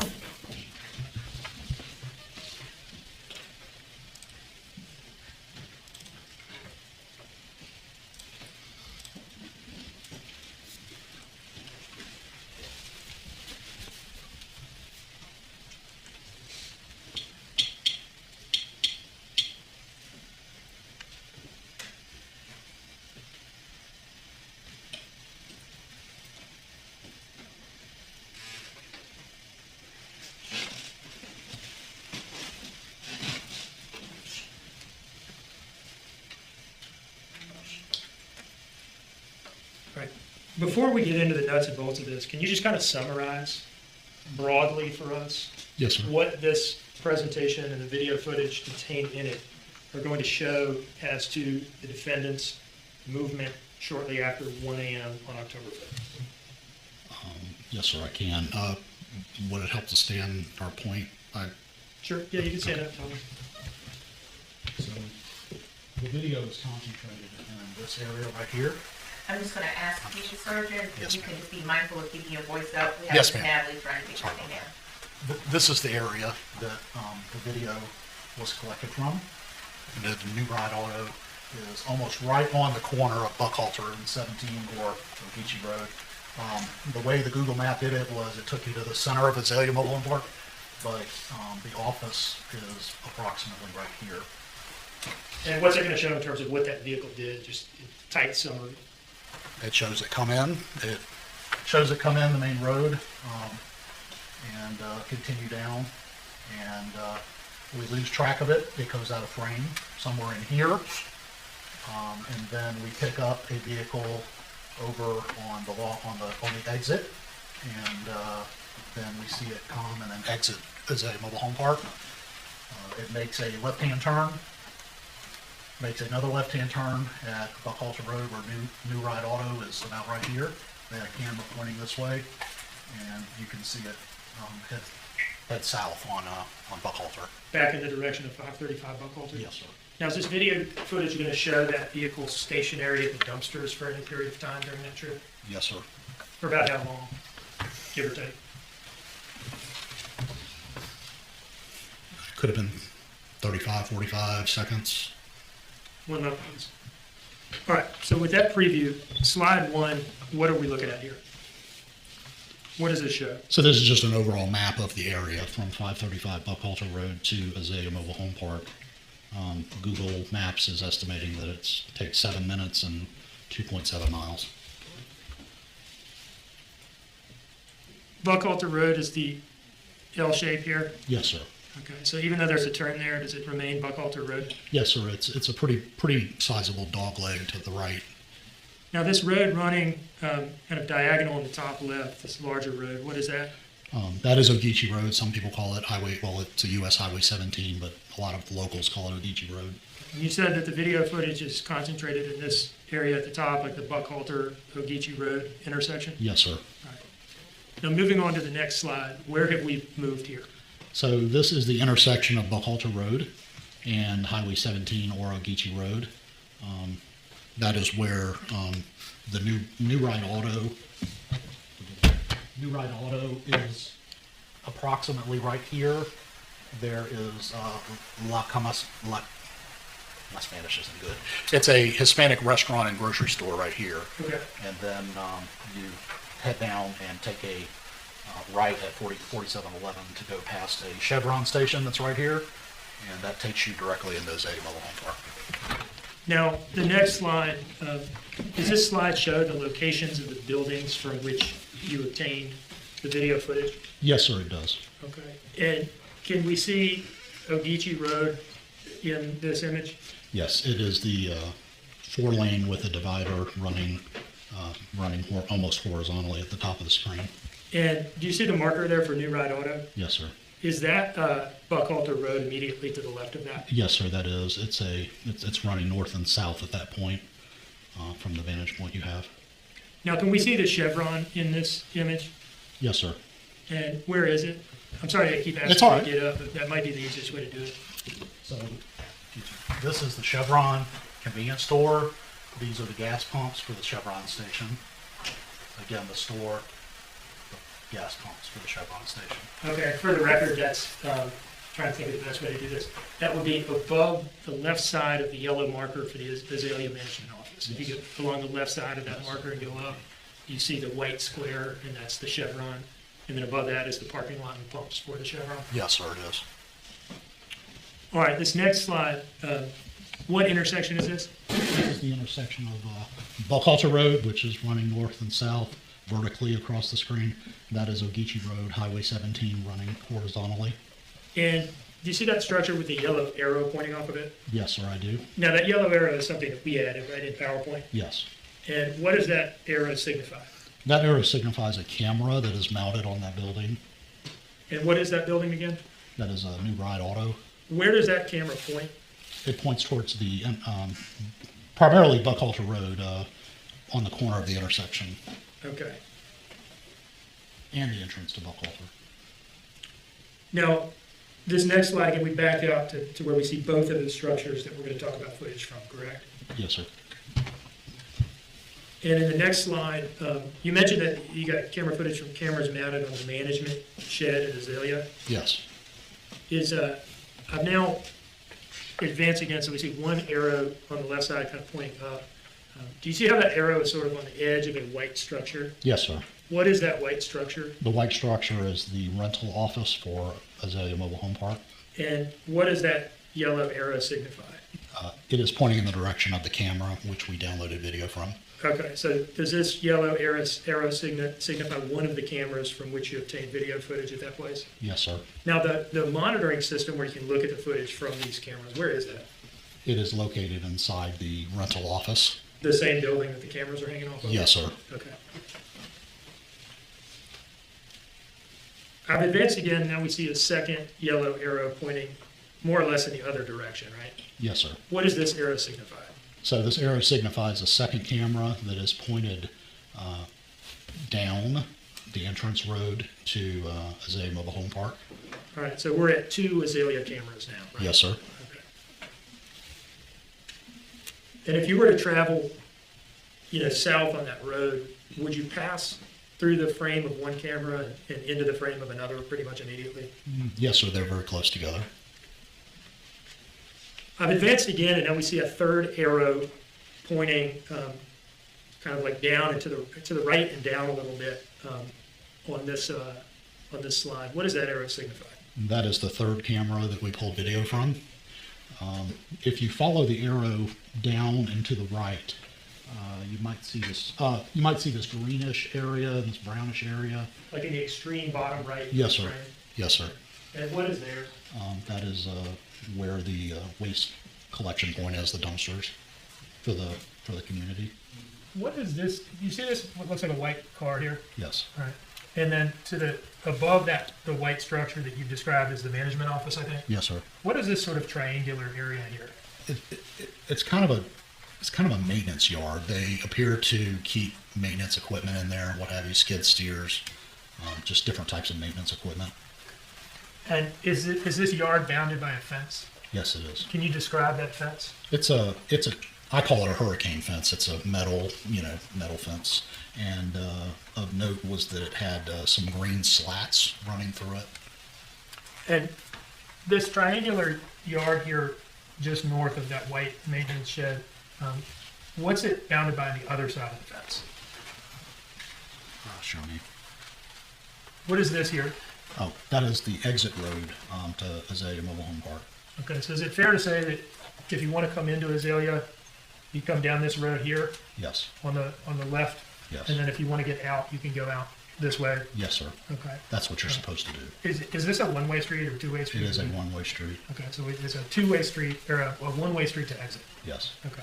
And the dumpsters are over here in the bottom right-hand corner? Yes, sir. What is the field of view like from this camera that's oriented in the direction of the maintenance yard and the dumpster? If you look at footage from that camera, what are you looking at? You can look down the road. There is a fence, obviously the fence we've been talking about, but if you look right to the top of the fence, you will be able to see a lot further down the road. If you come in on that entrance road that's on kind of the left side of the frame, is it possible in Azalea to do sort of a complete loop that takes you out on the exit road that you described? Yes, sir. And I think you said earlier that's sort of how you're supposed to go in. And That's how you're supposed to, yes, sir. Okay.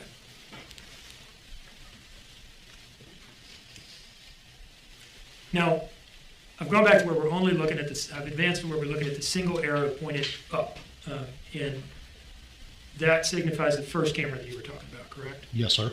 All right. In this next slide, where we see it looks like we're looking at the monitor for a security system and an iPhone. What are we looking at here?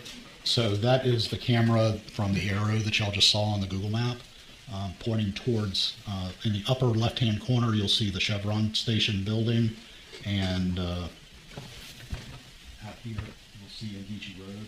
All right, you're indicating towards the top right of Yes, sir. the image.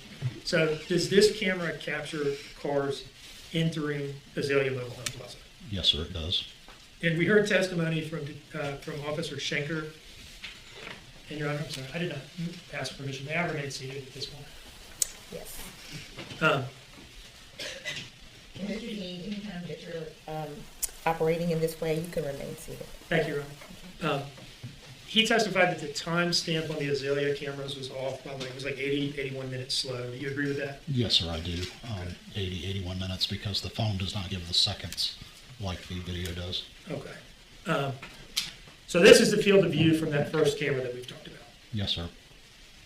Now, I've advanced to the next slide. We see that arrow pointing down and to the left a little bit. That's the second camera that you described for us, correct? Yes, sir, it does. Right, I should say the second Azalea camera that you described for us. This next slide, what are we seeing here? This is the field of view from the camera that we just spoke of with the yellow arrow. It is right next to the other camera that points towards the Chevron station. This points towards the back-ish. I mean, as you would go back further into Azalea, you can also see, I believe, the first road that goes off to the right in that field of view. And is that first road that goes off to the right, is that visible right there, kind of beyond that truck? Yes, sir. Let me ask you this, because you've mentioned that. I'm going to pull up what's been admitted as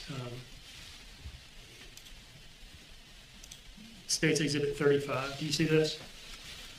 Yes, sir, I do. All right. Does that indicate what it looks like if you take a right turn on that road you just mentioned? It appears to be. Okay. All right. Back to your presentation. I'm on slide 10 here. I'll try to get us all on slide 10. If you give me a moment.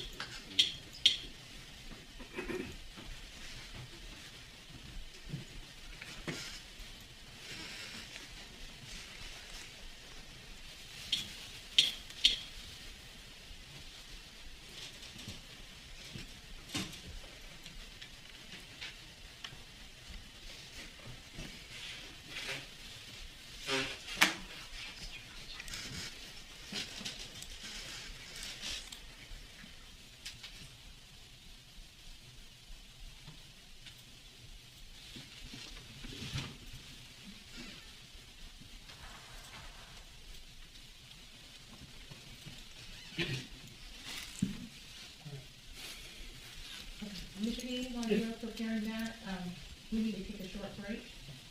The time now is 11:30. Let's make this a short break. It's a 10-minute break. Okay, we'll be back at 11:40, and of course, please don't discuss the case with anyone and don't do any research. Thank you. Right, thank you, Williams. And please have a seat. There haven't been any discussions about the case? No research as well, correct? Okay. Mr. Dean.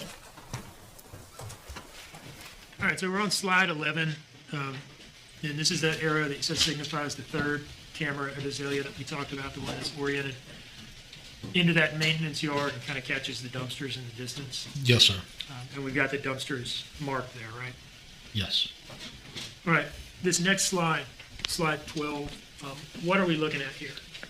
So again, as previously, we wanted to show the time difference. So obviously we have the cell phone. We also had a detective outside within view on this particular shot that shows the times are the same, and then you can see the timestamp up at the top. Now, is this the field of view for the camera that we were just talking about?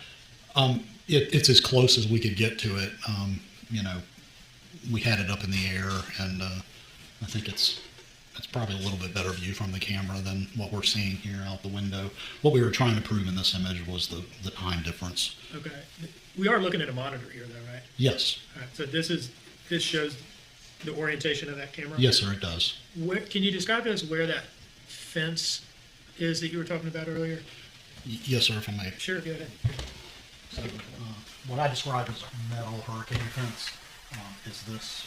It goes all the way around. You might be able to see barbed wire at the top, and you could just see different types of, equipment, heavy equipment that's there. And where are the dumpsters in this field of view? Because I've examined it a lot, the dumpsters are roughly in this area right here. It's almost above. You see the skid steer's cat, and then you see what looks like an overturned traffic sign. It would be above the fence right here. Okay, so it's like the extreme top right of the field of view. Yes, sir. Where's that exit road, the one-way exit road that runs along the top of that maintenance yard in this The field exit of view? road would be running here, and then as you see the fence, it would be running past this fence right here. So does this camera catch vehicles exiting Azalea using that exit road? Yes, sir, it does. Now, this is a photograph that I think is already introduced into evidence through Officer Schenker. This is just and I think he identified it as a photograph that was taken with the camera essentially under the video camera that we're talking about. I'll make sure in camera speak that it was as close to what the human eye sees. That's called a 55 millimeter zoom. So I had him put his camera at 55 millimeter. It's as close as field of view that humans can get. But as you see, it's higher than the previous picture. Again, I'll bring your attention to the cat skid steer. Here's the sign. If you see this white vehicle right here, this is the assistant manager's vehicle of the mobile home park. Parked right there, and the dumpster, it's kind of hard to see for y'all probably a ways away, but you can actually see some brownish, and then there's some green, but that's exactly where the dumpsters are. We did not have her park there, by the way. She just happened to be there. Moving on to the next slide. This is also a photograph that has been admitted through the testimony of Officer Schenker. Is that the white car sitting next to the dumpsters that you were just talking about? Yes, sir, it is.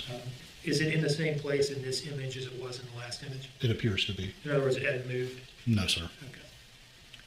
All right. So now let's actually watch this footage, okay? We back out and we see the two source buildings, I guess I'll call them, New Ride Auto and the Azalea Management Office. This is slide 15. Slide 16, this is that New Ride Auto camera again. Yes, sir, it is. And then slide 17, this is a video clip, right? Yes, sir. This is the video camera angle from New Ride Auto pointing towards Buckhalter. And you can also see a little bit of 17. And what time is this footage from? The timestamp says 1:16 and 15 seconds on Wednesday. October 5th, 2022? Yes. All right, and what are we going to see in this clip? You're going to see a vehicle pass through your view on the road. Which road is it going to be on initially? Buckhalter. And what direction is it going to be traveling? It's going to be traveling northbound or towards Ogeechee Road. And when it hits that intersection of Buckhalter and Ogeechee Road, what is it going to do? It will take a right. And what type of vehicle does it appear to you to be? It appears to be a Dodge Journey, a light-colored Dodge Journey.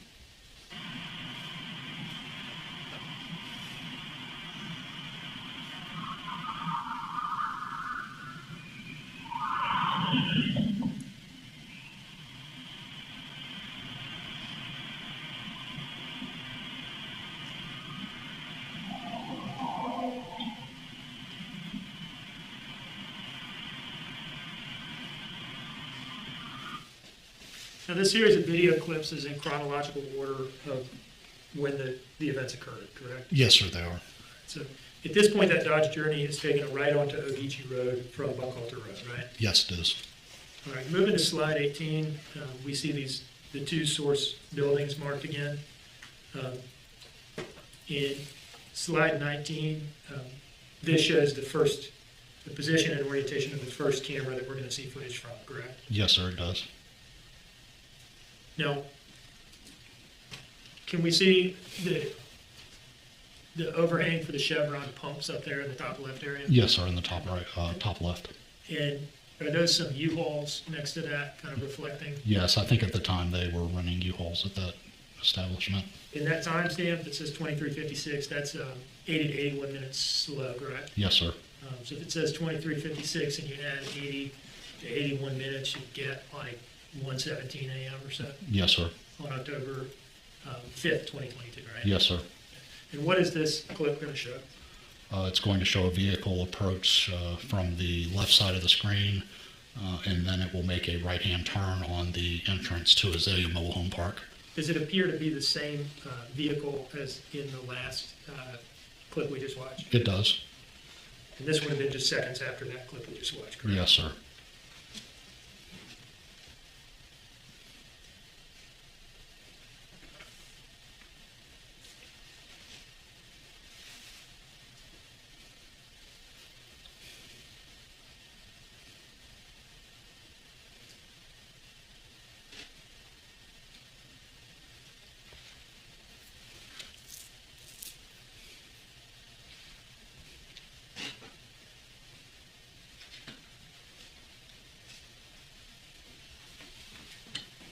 Now, slide 21, this signifies the camera pointing the other way. Yes, sir, it does.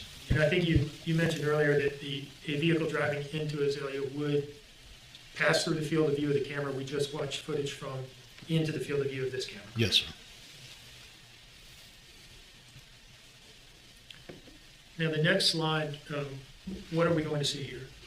You're going to see a vehicle enter from the right-hand side of the screen and then go all the way across the screen and exit the left-hand side of the screen. Now, we looked at that image earlier of that right turn that you can take with the red arrows. Yes, sir. And can you see that street where you would take a right? That's in this frame. Is it Yes, not? sir, it does. Does the vehicle take a right on that road or not? No, it does not. And does the vehicle that we're about to see seem to be the same one from the previous vehicle? It seems to myself, it seems to be the same vehicle. And this clip would just be like a second or two after that one? Yes, yes. All right. Same vehicle. The, driving down the same- cameras are right next to each other. Okay.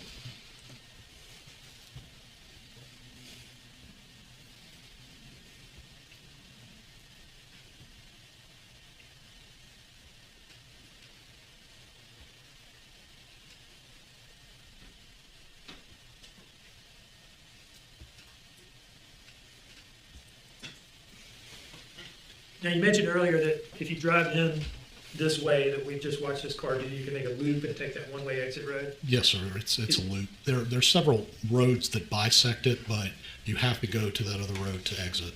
Is this, the way we just saw this car drive, is that the way that you would drive to make that loop? Yes, That takes you past the dumpsters and to that one-way exit road? that is the full loop. Yes, sir. Now, what is this here? Appears to be a still image of the vehicle that we just watched on the video. And what is this next slide here, slide 24? This is a Dodge Journey that is sitting in, I believe, the technical garage of the FBI building. Is that the Dodge Journey that was towed from 535 Buckhalter? Yes, sir, it is. Is that Dodge Journey that was towed from the house and photographed at the FBI office, does that appear to be consistent with the vehicle that we're seeing in this security footage? Yes, sir, it does. I pay particular attention to what we call the back part. If you can see the slant and the angle, there's certain things you look at when you've been looking at cars for a very long time on video that you try to key in on. Even though the video is somewhat pixelated, the tire, the area of the tire appears to be the same. The angle of the light appears to be the same. Now, this next slide, slide 25, this signifies the location of that camera that catches the dumpsters in the top of the front field of view. Yes.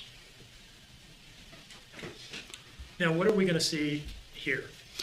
So what you're going to see here is you're going to see some brightness, and I'll stand. Sure, yeah. You're going to see some brightness. Again, I'll bring your attention to this cat skid steer. Here's the fallen down traffic sign. Again, you're looking in this area right here.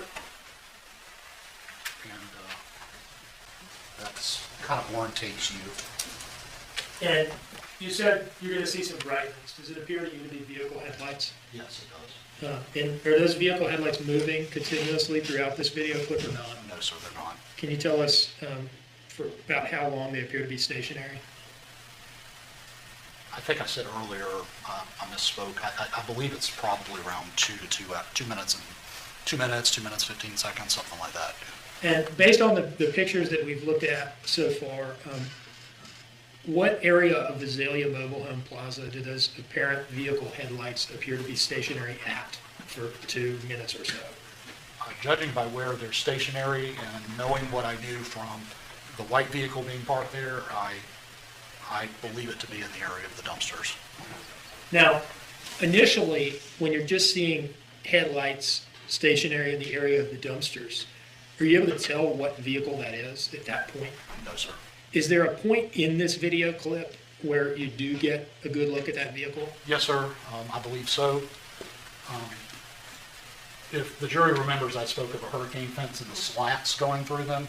These are, angled green slats we've probably all seen in the construction sites. It's supposed to somewhat obscure what's behind the fence. But when a vehicle or when anything is moving behind it, you get an idea better when that object is moving. So you'll see right in here. what is the vehicle doing at that point? Like, which direction is it headed? What road is it on? And so It is headed towards the exit. is it on that one-way exit road you described? Yes, sir, it is. Okay, that runs along the top side of that yard? Yes, sir, it does. Now, when you get a look at it at that point, does it appear to you to be the same vehicle that we've been seeing in all these other video clips? It does. With that preview, I'll go ahead and play the video clip on slide 26 here.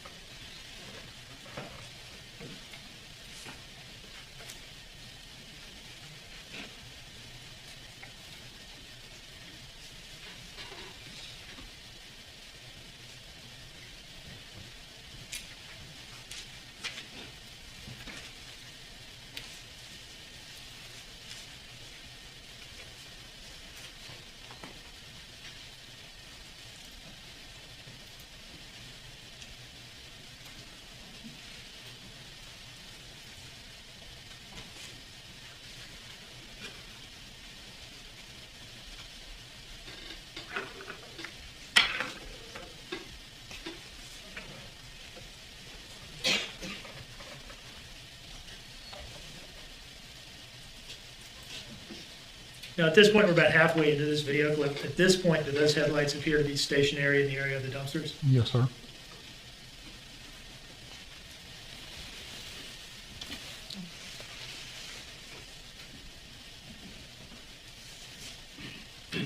When they appear to start moving to you and making that movement that you were describing to us, will you just let us know and kind of narrate to us what that vehicle is doing and where it's heading?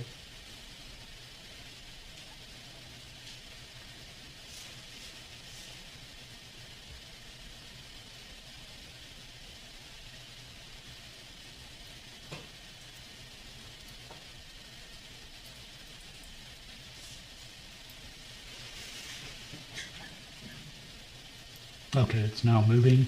As you can tell, there's some light shining off the building, and obviously you see now the car comes into view.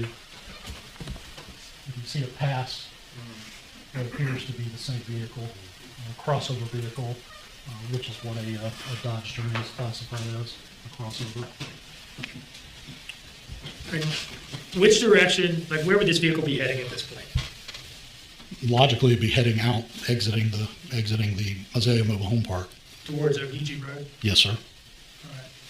Now, this next slide, slide 27, this is the first Azalea camera that we talked about, right? Yes, sir, it is. This is the one that captures the entrance from Ogeechee Road of vehicles going into Azalea and the exit from Azalea onto Ogeechee Road of vehicles leaving, correct? Yes, sir, it does. And this next slide, slide 28, is some footage from that camera, right? Yes, sir, it is. And what are we going to see here? You're going to see a car come in from the right-hand side of the screen, make a right-hand turn, and then up at Ogeechee Road or Highway 17, you'll see it make a left-hand turn. Now, initially, when you see, I guess, the headlights of that car, or maybe the car itself, what road is it going to be on? Is it going to be on that one-way exit road? Yes. It's kind of a triangle, but it's on the exit part of it.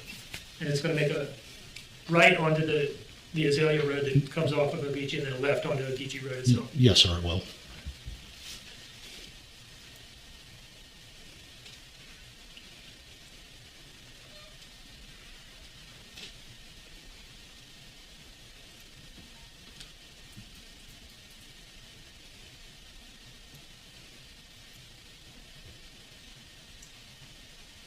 Does it come to a complete stop? Yes, it is coming in. It is signaling that it's going to turn to the left.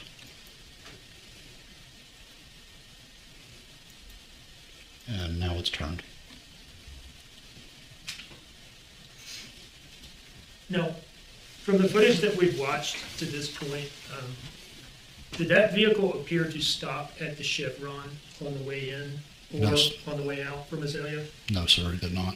Now, did you also get video footage from the Chevron itself? We did pull video from the Chevron station. And did you look at that video footage to see whether it somehow showed the vehicle stopping at the Chevron station on either end of this trip? It showed what this video shows. Does it essentially just show it driving by the Chevron? Yes, sir, it does. Azalea, and then later out of Azalea? Yes. Now, moving on to slide 30, we're back at New Ride Auto here, right? Yes, sir, we are. The Ogeechee Road Buckalter intersection. Yes. And what are we gonna see in this video clip at slide 31? You'll see a vehicle approach from the right-hand side of the screen, and it will make a left-hand turn onto Buckalter Road. Does it appear to be the same vehicle that we've been watching for the last? It appears to be.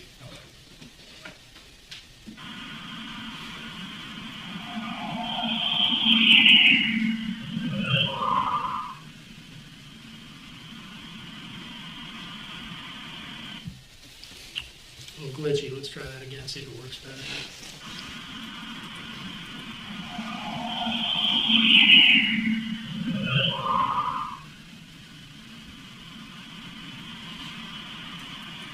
What time are we at here?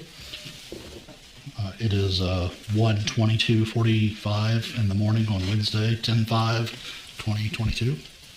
Now, would that right turn on Buckalter there, I'm sorry, left turn onto Buckalter there, would that take you back to 535 Buckalter Road? Yes, if you followed Buckalter Road, it would take you back there.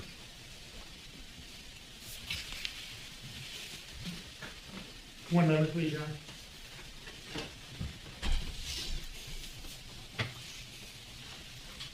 No further questions, John. Thank you.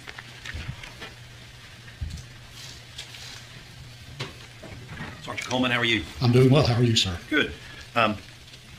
Just got a couple of questions. You're more technologically advanced than I am. I don't know. Well, I call my daughter in college for computer help, so. I understand. In terms of collection of cell phone information, Yes, sir. my understanding is there's a computer program which you know how to operate. Yes, sir. I think your words were you plug it in and let the machine do its thing. Yes, sir. Okay, and your job is to be the technical guy who is able to download that stuff, for lack of a more precise term. Yes, sir. And then provide it to the detectives for interpretation. Yes. Okay. And you used a phrase in terms of the videos that we've been talking about for the last few minutes. Out of frame. Tell us what that means, please. When I say out of frame, I meant out of frame of the physical television. Okay. So if it's out of frame, anyone who's looking at it, trying to interpret it, can't really see what's going on. That would be correct. You said that most of the video, at least that I think I watched, other than the references of where cameras were, the actual video of cars really moving and things was pretty dark. It is dark in there at night, yes, sir. And I think we were talking about 12 o'clock, 1 o'clock in the morning. Yes, sir. Okay. And the vehicles that you've seen, at least the ones that I saw, and I want you to tell me if I'm wrong, those videos that you were referencing, I didn't see anybody get in a vehicle or get out of them. Is that correct? Okay.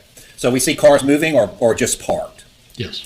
And in terms of identifying vehicles, I think you said that there was a picture of the Dodge Journey, and I think it's the FBI. Yes, in their tech lab, yes. Thank you. I didn't want to call it the FBI garage. It basically is. What you actually said was that picture was consistent with the vehicle that we have seen some pictures of moving. I believe it to be. Okay. Consistent means kind of looks like it, but you can't be absolutely sure it's the same vehicle, can you? I believe it to be the same make and model, yes, sir. Because it's consistent. And color. It's consistent with what you saw in the FBI place. Yes, sir.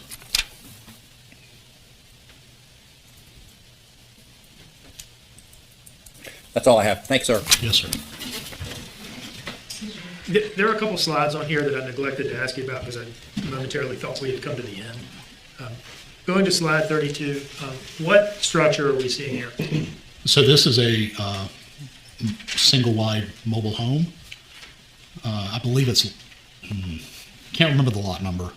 For some reason 13 is sticking in my head, but I could be wrong on that. Where is it in reference? Is it at Azalea Mobile Home Plaza? Yes, sir. Where is it in relation to the dumpsters? If I was taking this picture and I turned around 180 degrees, the dumpsters are right there. Okay, so this picture is taken essentially from the dumpsters. Yes, sir. Now, zooming in on that at slide 33, what are we looking at there over the window? So right above the window is it's a camera, a video camera, and it stores It's not the kind of video camera that has a central storage area. It has what's called a SD card in it. Think of it as a little hard drive, okay? You pull it out, you can put it in a computer, and then watch the video. It doesn't have its own computer with it. It was explained to me by the manager of Azalea Mobile Home Park that they own that camera, but that the man that actually owns the trailer allowed them to keep it there. They were not sure if it worked or not, but obviously because of its proximity, we were very interested in it. We were given permission to take the camera by the property management. We looked at the camera, we took the SD card out. I could use the term corrupted. This camera is not made for outside, and we all live in Savannah. It's humid, it's hot. This is not a ruggedized camera, and we were not able to pull any images or video from this camera at all. Once you had taken a crack at it, did you give that camera or the SD card in it or both to the FBI? Yes, sir, I did. To see whether they could do any more than you were able to do with it? Yes, sir, I did. And you mentioned it's not designed for outdoor use. Is it an indoor camera? It's an indoor camera. And is it something like it had been put up by the manager to deter illegal dumping? That's what she explained to me. Okay. Just to be clear, was this something, we watched a bunch of video from like the commercial system at the property management office, right? Right. And all those cameras worked and everything, barring the timestamp issue.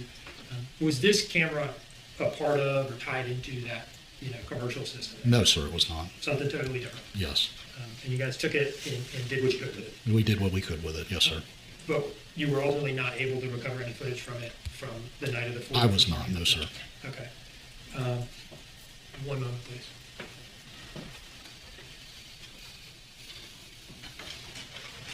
No further questions. Thank you. Nothing further, thank you, Sergeant. Yes, sir. Sergeant, thank you. You may step down and you're excused. Thank you.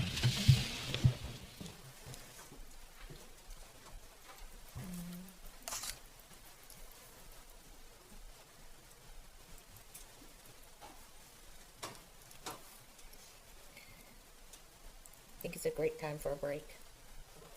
It's 12:15. Let's break for lunch. Let's come back at 1:15. We'll come back in an hour.